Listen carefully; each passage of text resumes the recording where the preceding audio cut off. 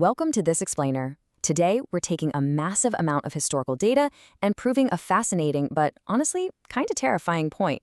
We are going to see exactly how the financial systems that build unparalleled imperial power are literally the exact same forces that caused their catastrophic collapse. We're going to trace the hidden architecture of wealth, from ancient rivers all the way to the first global banking networks, and really uncover the blueprints of both rise and ruin. All right, let's look at the playbook. Here is our agenda for how global powers rise, innovate, conquer, and ultimately destroy themselves. 1. Foundations of imperial wealth. 2. Inventing the financial machine. 3. Funding the war engine. And finally, 4. The anatomy of collapse. Let's get right into it. Section 1. Foundations of imperial wealth. So we have to establish right off the bat that ancient wealth, it wasn't just about hoarding gold in some vault. It was all about leverage. It was the systemic control of lifelines. Think about the pharaohs of Egypt. They didn't just have riches. They had an absolute monopoly over the Nile's flooding, literally turning black silt into an inexhaustible vault of grain. Over in the East, the Qin dynasty's wealth came from a brutal centralization of infrastructure. They standardized currency, weights, and measures so that trade and taxation just became this singular, highly efficient machine funneling wealth straight into the imperial treasury. To really wrap our heads around the immense scale of this power once it evolved, consider a guy named Jakob Fugger. He was a Renaissance banker in Augsburg who didn't just deal in coins. No, he monopolized European copper and silver mining. By controlling the raw resources that entire economies depended on, he amassed a fortune that historians estimate would be worth a staggering $400 billion today. I mean, that makes today's tech billionaires look like they're playing with pocket change. That was roughly 2% of the entire European GDP at the time, all held by a single private individual. Or take a look at Mansa Musa of the Mongol Empire. His wealth was so vast that it literally broke markets. When he traveled through Cairo on his pilgrimage back in 1324, he brought a staggering amount of expeditionary bullion with him. Modern models estimate it to be around 7.1 tons of gold. His spending was so massive that it caused a severe supply shock, depressing the exchange rate of gold in Cairo for an incredible 12 years. This wasn't just wealth anymore. This was the sheer ability to alter the macroeconomic gravity of the medieval world.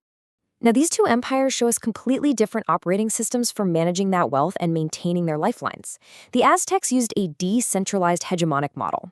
Basically, they extracted tribute from local rulers to fund this vibrant, massive market economy. Conversely, you have the Inca, who utilize a highly centralized command economy.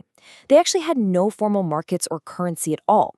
Instead, the Sapa Inca owned all the land and resources, extracting a labor tax, the mita, to build roads and terraces, and then they'd redistribute the food and goods back to the population.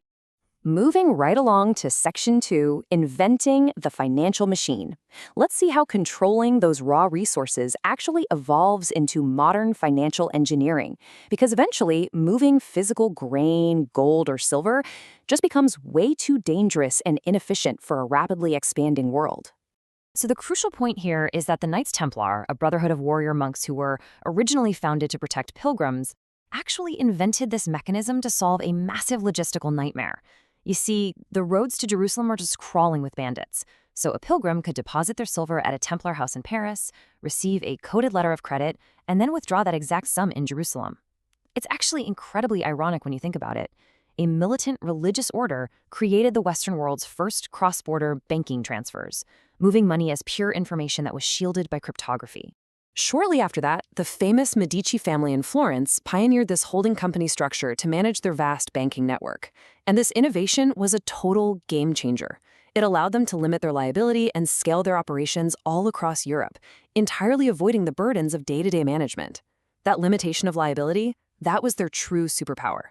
And what did they do with this unprecedented financial muscle? Well, they effectively funded the Renaissance, acting as the ultimate patrons for an absolute dream team of artists and thinkers like Michelangelo, Botticelli, and Da Vinci. Now, what is just absolutely mind-blowing here is how Jakob Fugger, our $400 billion man from earlier, leveraged his immense banking power to literally buy an empire. In 1519, he issued an astronomical 852,000 florin loan to fund the bribes necessary to secure the election of Charles V as the Holy Roman Emperor. Fugger essentially acted as a kingmaker, proving once and for all that true imperial power was no longer just about who had the biggest army, but who had the deepest credit lines. Which brings us to Section 3, Funding the War Engine. Because buying an empire is one thing, keeping it is something else entirely. With immense financial systems established, empires had to figure out how to endlessly fund their most expensive and volatile apparatus, the military machine. War bankrupts nations, right? Well, unless you design a system where war pays for itself.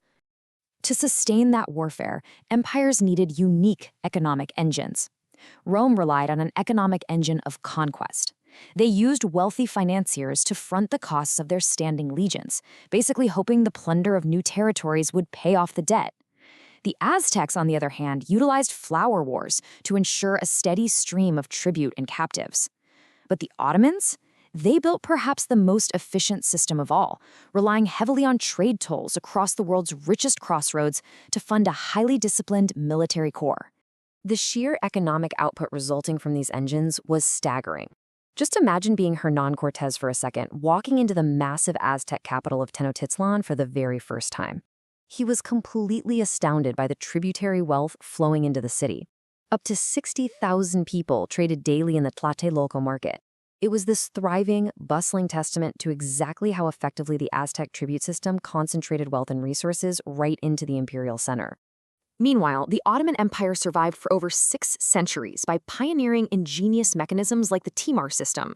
Instead of draining the state treasury to pay their cavalry, the state paid soldiers with the right to collect taxes from specific local villages.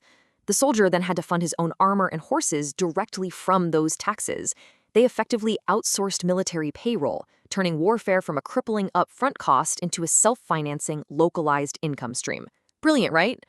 And that brings us to our final chapter, Section 4, the anatomy of collapse. Here's the catch. The very economic mechanisms that allowed these empires to expand ultimately became the invisible forces that caused their destruction.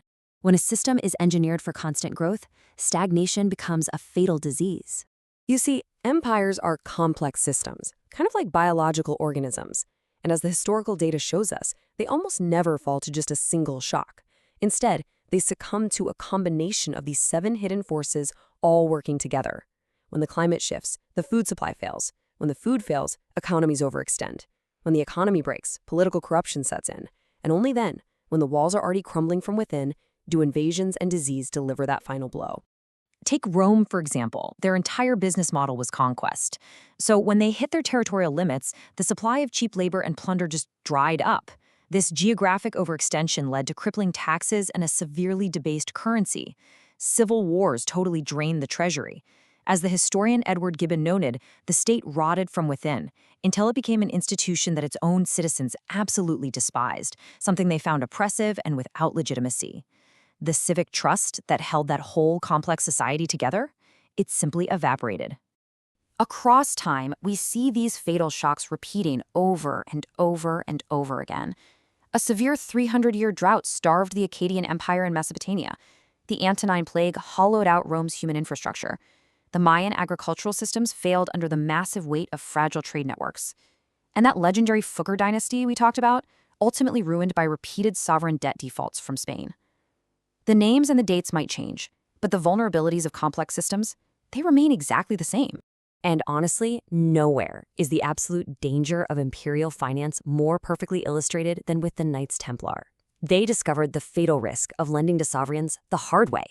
France's King Philip IV was heavily in their debt. But instead of paying them back, he used his leverage over the Pope to fabricate heresy charges. On Friday the 13th, 1307, he had the Templar leaders arrested, tortured, and burned at the stake. He conveniently erased his massive loans in a single stroke of ruthless state power. Talk about an aggressive debt forgiveness program, right? If you want the ultimate case study in systems collapse, look at the Late Bronze Age. It wasn't just one bad event, it was a terrifying chain reaction. First, a severe drought caused mass crop failures.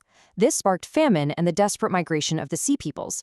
Those migrations then severed the intricate trade routes required to make bronze. And without bronze, economies and militaries ground to an absolute halt, leading straight to internal rebellion. One falling domino triggered a feedback loop of total destruction that wiped out multiple interconnected civilizations simultaneously. So after all of this, we have to ask ourselves the most important question. When we look around today, as we analyze modern billionaires wielding unprecedented influence, governments outsourcing military logistics to private companies, and nations struggling under the weight of spiraling sovereign debt, are we simply watching history repeat itself under a new mask? The financial logic of power hasn't really changed, only the uniforms have. Thank you for joining me for this explainer. Keep questioning the systems around you, and I'll see you next time.